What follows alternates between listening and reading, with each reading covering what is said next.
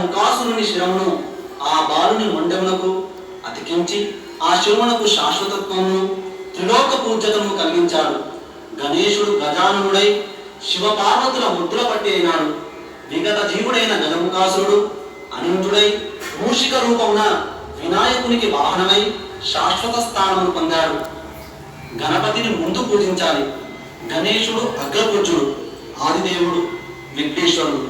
కానీ ప్రకృతి గజానన మూర్తి మాట ఏమిటి? ఆ గజానునికి ఆ స్థానం కలగవలసి ఉంది. శివుని రెండవ కుమారునిగా వెలిసిన కుమారస్వామి తనకు ఆ స్థానం కోరినాడు.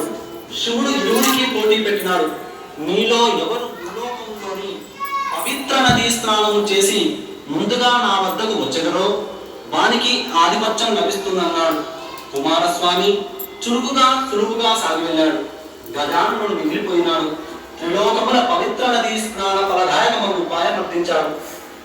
వినాయకుని బుద్ధి సూక్ష్మతకు మురిసిపోయిన పరమశివుడు అట్టి ఫలదాయకమగు నారాయణ మంత్రమును అనుగ్రహించాడు.